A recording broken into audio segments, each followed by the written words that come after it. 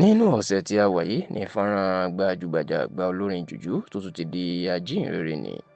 èèyàn ajíhìnrere Ebenezer Fábíyì Obey,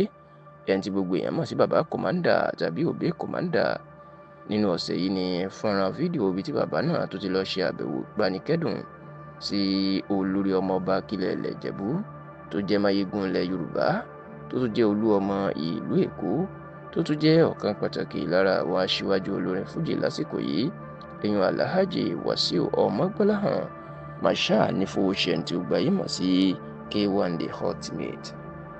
Ìní fọ́nrán fídíò tí bàbá náà tó ti lọ ṣàbẹ̀wò sí Wasiu Ayinde ló máa lu síta tó sì jẹ́ pé níbi fídíò náà ni Ebenezer Obey ó ti ń ṣe àdúrà rẹpẹtẹ fún Alhaji Wasiu Ayinde tó sì jẹ́ pé ọ̀pọ̀ èèyàn ló ti ń wò pé ǹjẹ́ kí ló wà láàrin Ebenezer Obey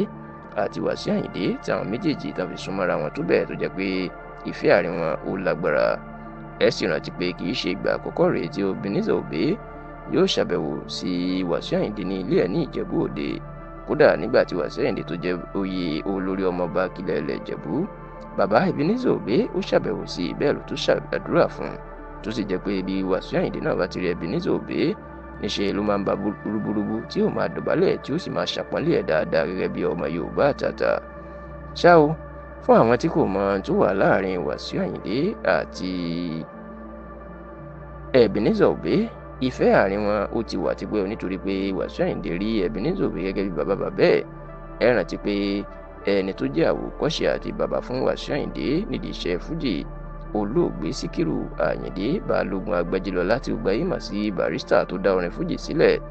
Òun náà ló rí Ebenezer Obey gẹ́gẹ́ bí bàbá àti àwòkọ́ṣe ẹ̀.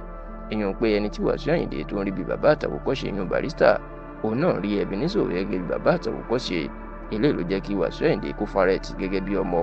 sí Ebenezer Obey. Eléyìí kì í ṣe ti ọjọ́ orí o, gẹ́gẹ́ báwọn àmì ẹ̀ ṣe máa sọ pé ṣó tó ẹbí lọ́jọ́ orí ló fi ń pè ń bàbá àbí bàbá ẹ̀, ṣùgbọ́n nídìí iṣẹ́ àti nídìí ìgbà fún ìní Wasiu Ayinde ló fi gba Ebenezer Obey gẹ́gẹ́ bí bàbá ẹ̀. Nǹkan tuntun wá jẹ́ kí Ebenezer Obey àti Wasiu Ayinde kan súnmọ́ra wọn. Ó ní oore mánigbàgbé tí Wasiu Ayinde tó gbàgbọ́ pé Ebenezer Obey ó ṣe fóun, èèyàn nípa bó ṣe parí ìjà àwọn àti Wasiu Ayinde àtàwọn ẹbí Barrister. Tẹlifíṣàn Yorùbá Tòótọ́ gbọ́ pé ọ̀tá burúkú àti ìjà burúkú ló wà láàrin àwọn ẹbí olóògbé Síkírù Àyìndé Barrister àti Alhaji Wasiu Ayinde. Ṣùgbọ́n lásìkò tó ń tú àṣírí náà fún Tẹlifíṣàn Yorùbá Tòótọ́, ààrẹ ẹgbẹ́ onífújì lórílẹ̀‐èdè yìí Fuji Musician Association of Nigeria FUMAN, Alhaji Síkírù Àyìndé Agboola, ẹni tó pè yàn mọ̀ sí SK Sensation, jẹ́ kó dìímọ̀ pé ní ìgbà tí ìjà Wasiu Ayinde àtàwọn ẹbí Barrister ń lọ,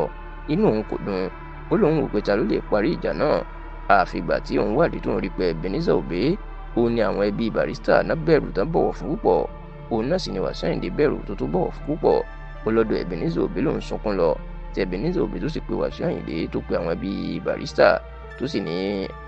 Ebenezer Obey bàbá kọ̀mándà ni ló parí ìjà Wasiu Ayinde àti àwọn ẹbí Barrister.